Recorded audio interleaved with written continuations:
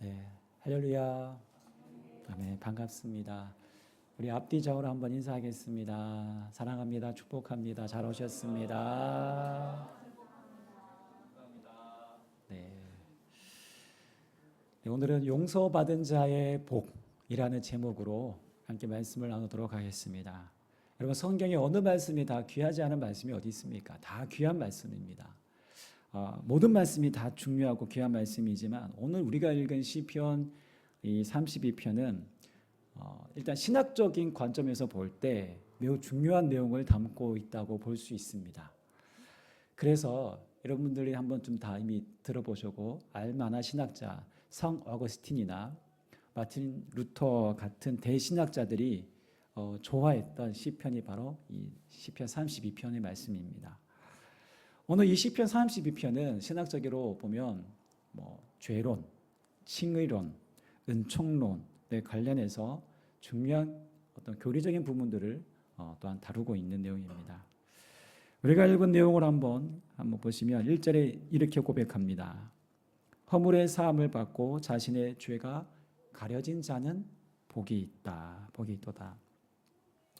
복에 대한 말씀을 하십니다. 여러분, 복이라고 생각하시면 시편에 가장 기억나는 구절이 어디입니까?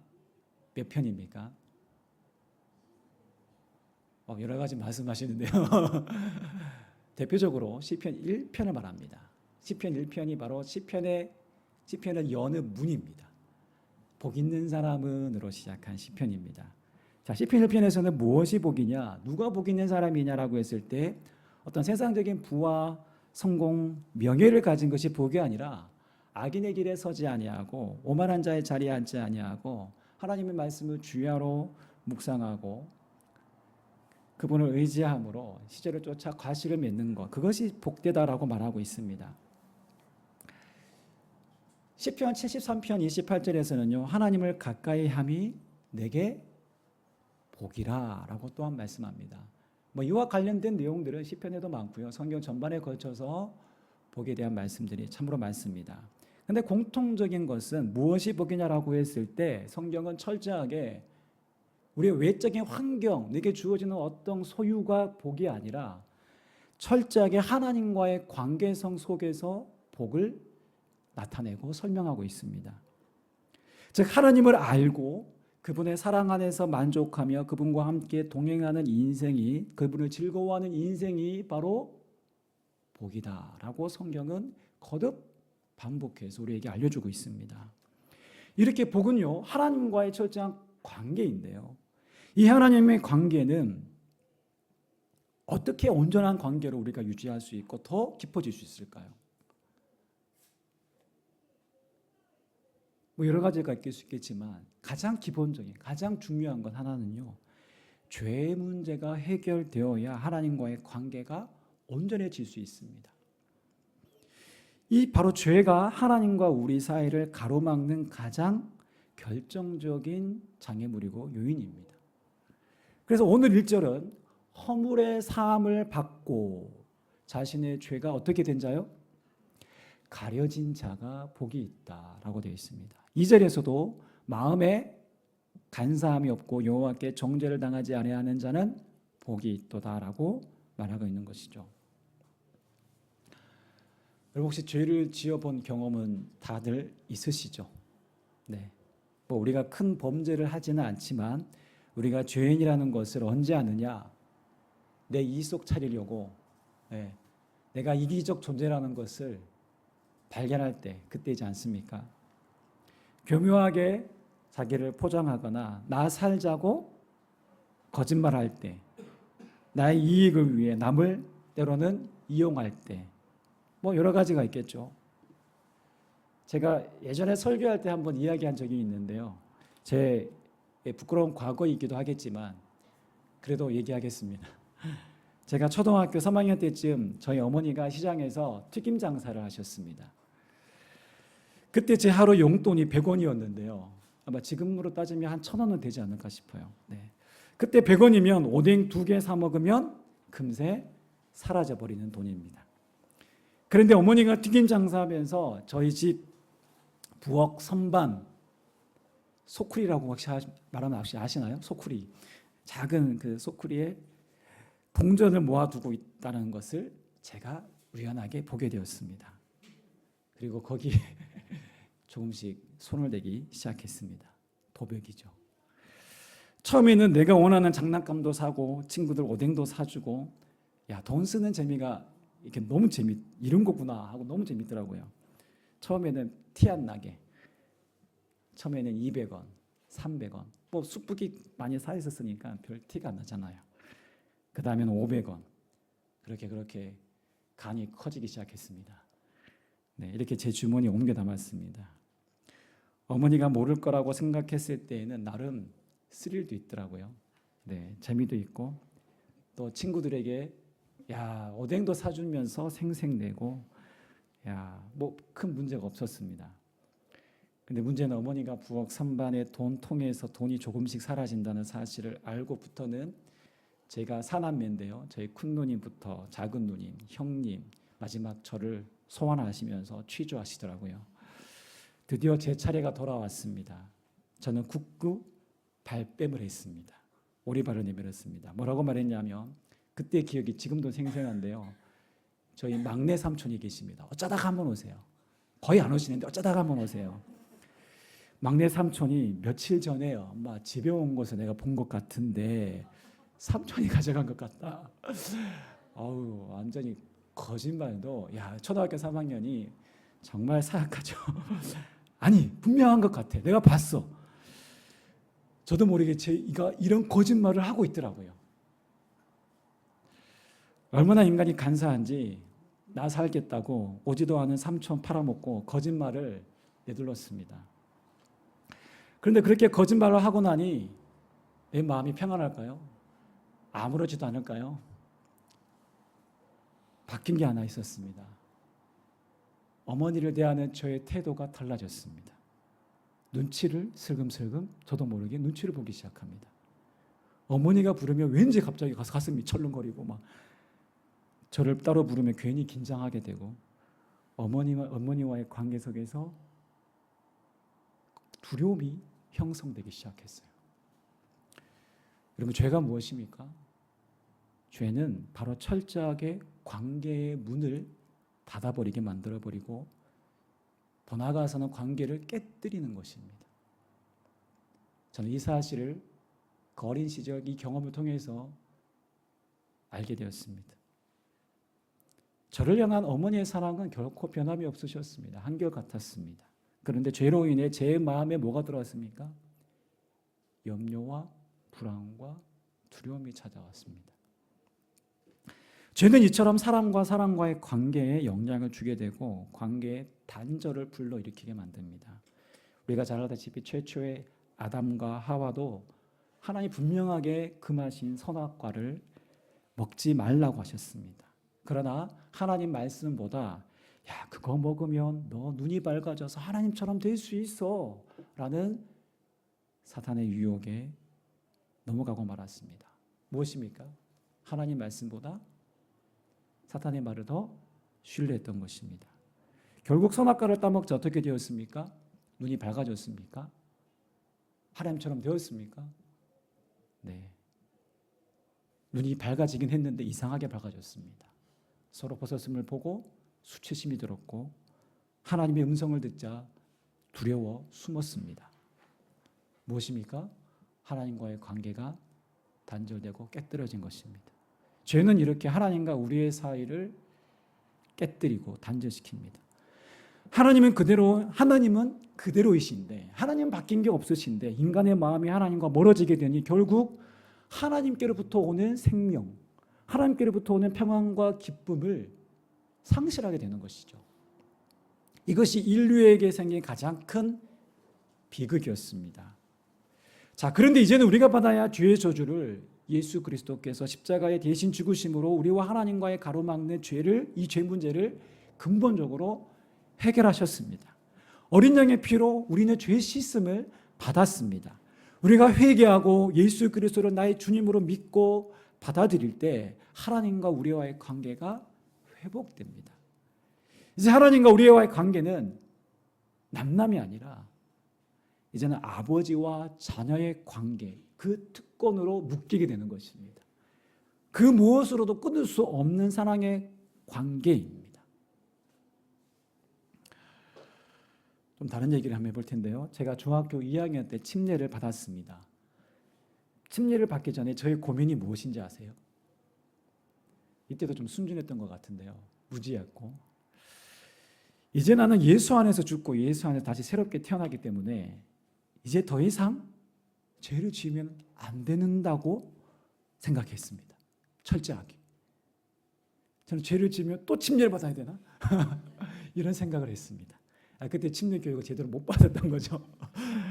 구원의 확신이 있었어요. 구원의 확신이 있었는데 잘 그 교리에 대해서 잘 몰랐습니다. 저의 무지하고 순진했던 생각이었죠. 자, 그럴 때 어떻게 인간이 죄를 안 지을 수 있습니까? 그렇죠? 아무리 죄를 안 지으려고 우리가 발버둥 쳐봐도 이미 죄를 짓는 제 자신을 발견합니다.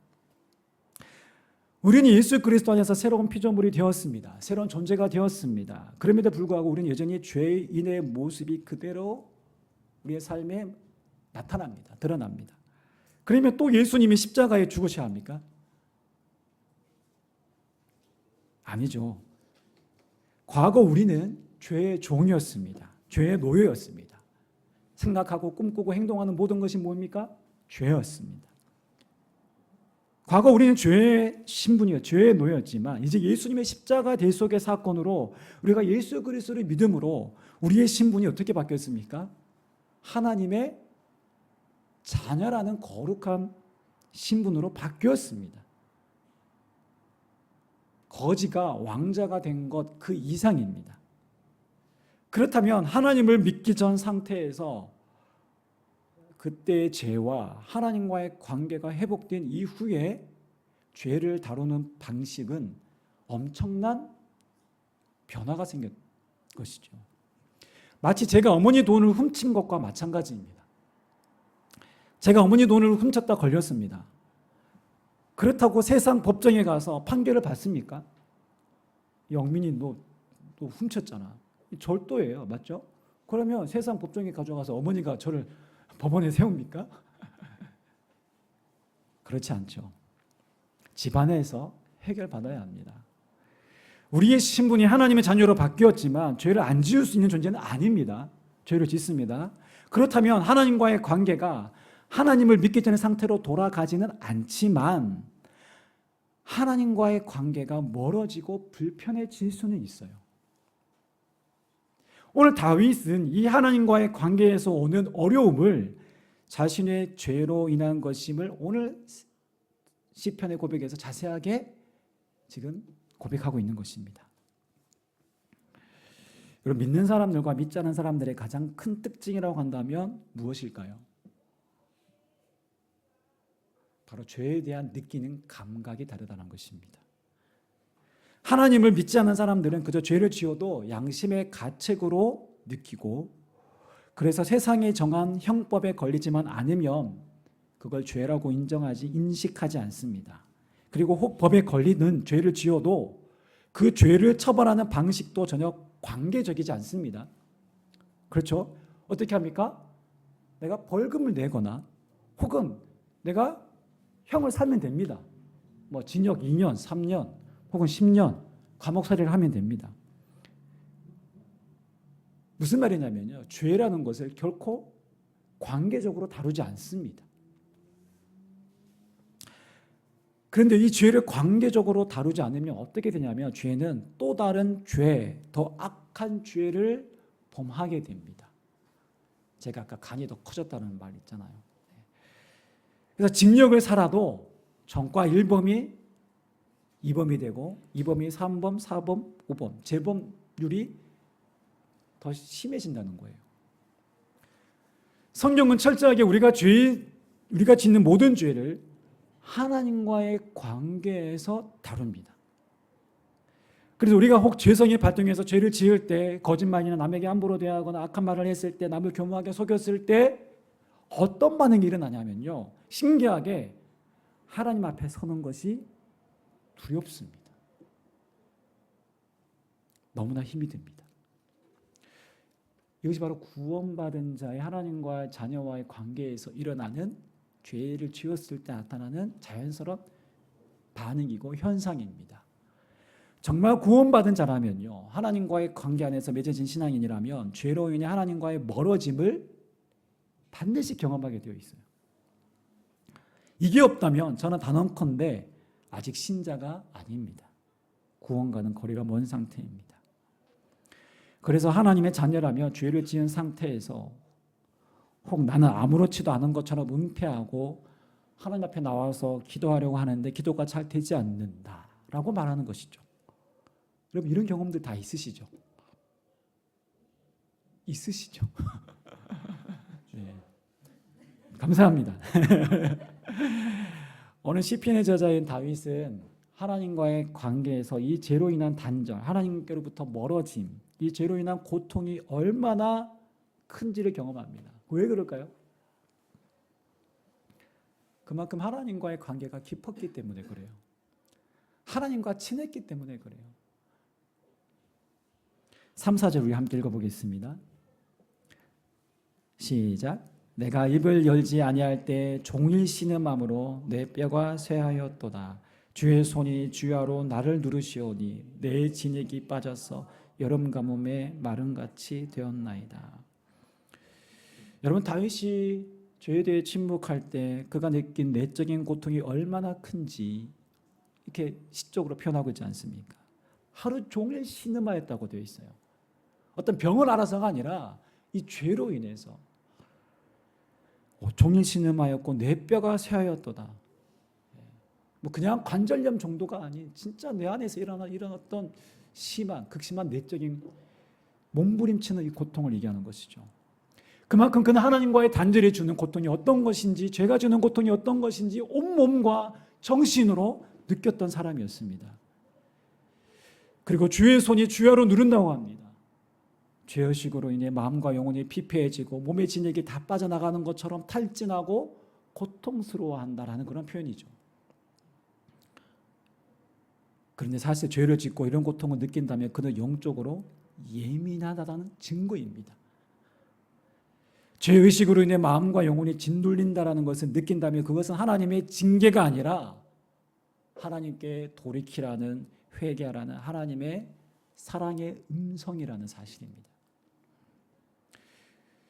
그래서 죄 용서를 경험한 자, 그 죄가 가려진 자 어떻다고요? 복이 있다, 행복하다라고 말하는 것입니다. 그런데 반대로 만약 죄를 가볍게 여기고 죄를 지어도 무감각하고 아무렇지도 않고 대수롭지 않게 여긴다면 그 신앙은 병든 신앙이고 이미 영적으로 둔감해진 안타까운 상황입니다. 신앙생활이 아닌 종교생활에 그친 자입니다.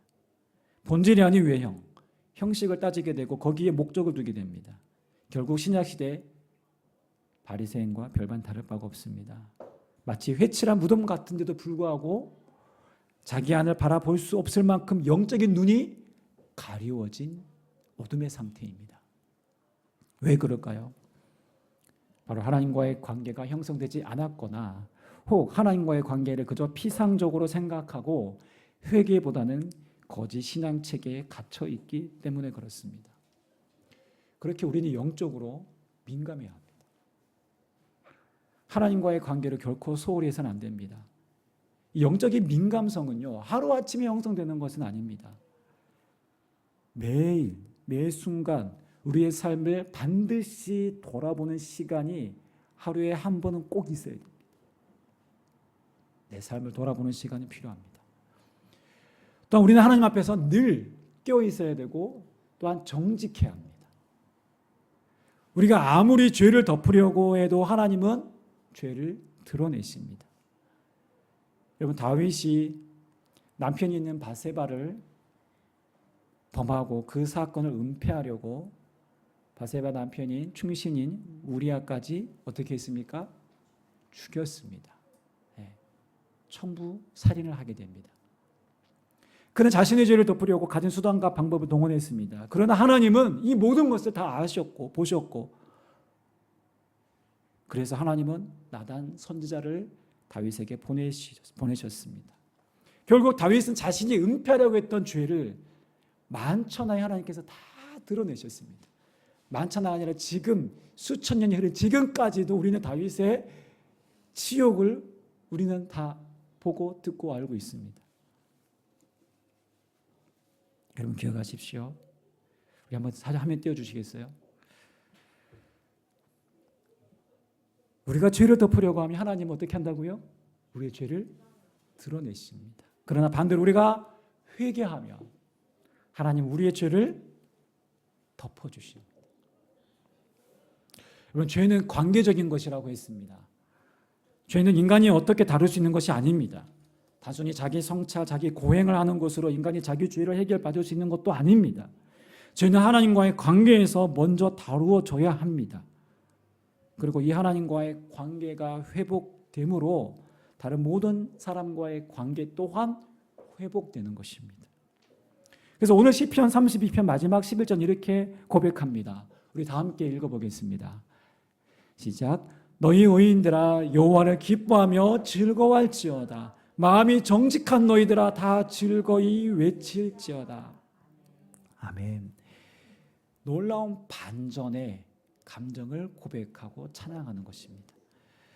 사실 죄의 굴레와 속박에 있을 때, 짓누르는 죄책감의 고통에 있을 때 정직하게 고백하고 나서 용서해 받을 때 그 기쁨은 세상의 다른 어떤 기쁨과도 비교할 수 없는 큰 기쁨입니다. 하나님께 정직하지 않은 신앙은 결코 바른 신앙이라 할 수 없습니다. 하나님은 우리가 주눅들고 위축되어 늘 죄의식에 사로잡혀 있는 신앙 하나님 결코 원하시지 않으십니다. 하나님은 우리가 하나님 안에서 자유하고 행복하기를 누구보다 원하십니다. 그래서 하나님은 우리에게 회개하라고 말씀하시고 요구하십니다. 그 죄에 갇혀 있지 말고 죄책의 노예가 되지 말고 하나님 앞에 정직하게 나오라고 말씀하십니다. 그리고 또 한편으로는 죄를 지어도 무감각하고 마치 아무런 문제 없는 것처럼 하나님 앞에 나온다면 그 또한 거짓되고 잘못된 신앙이고 위험한 신앙이라고 우리에게 경고하고 있는 말씀입니다. 그때 하나님 앞에 정말 우리의 삶을 돌아보는 정직한 기도가 필요합니다. 하나님 우리에게 용서를 하실 준비가 이미 되어 있습니다. 문제는 우리의 교만한 태도입니다. 우리가 하나님 앞에 철저하게 엎드리고 죄악을 숨김없이 정직하게 고백할 때 하나님 반드시 들으시고 용서하십니다. 우리가 잘 알고 있는 요한일서 1장 9절의 말씀인데요. 우리 다 함께 읽고 오늘 말씀 마무리하도록 하겠습니다. 시작. 만일 우리가 우리 죄를 자백하면 그는 미쁘시고 이루사 우리 죄를 사하시며 우리를 모든 불의에서 깨끗하게 하실 것이요.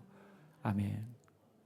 우리 죄를 자백하면 우리 주님은 신실하셔서 우리 모든 죄를 용서하실, 우리 모든 불의에서 깨끗하게 하시는 분이시라는 말씀이죠. 하나님 앞에 드리는 정직한 자의 기도, 자신의 죄를 하나님 앞에 고백하는 회개의 기도는 하나님과의 관계의 문을 여는 기도입니다. 우리를 하나님께 돌이키게 만듭니다. 오늘 우리 모두가 이 하나님과의 관계에서 누구보다 정직하며 또한 더 깊은 사귐과 기도로 주님과 더 깊이 연합하시기를 부탁드립니다. 그래서 하나님과의 피상적인 관계가 아니라 우리가 종교생활하는 것이 아니라 정말 살아있는 이 생명의 관계 안에서 우리가 더욱더 깊이 연합함으로 주님이 내 안에 거하고 내가 주님 안에 거하는, 그러므로 내 안에 주님 주신 놀라운 열매를 맛보는 진정 하나님 보시기도 기쁘고 나 또한 하나님으로 인해 즐거워하고 기뻐하는 이 하나님 안에 생명력이 있는 풍성한 이 관계 안에서 진정한 신앙을 누리시기를, 주님을 즐거워하고 기뻐하는 신앙 되시기를 주님의 이름으로 축원합니다. 아멘.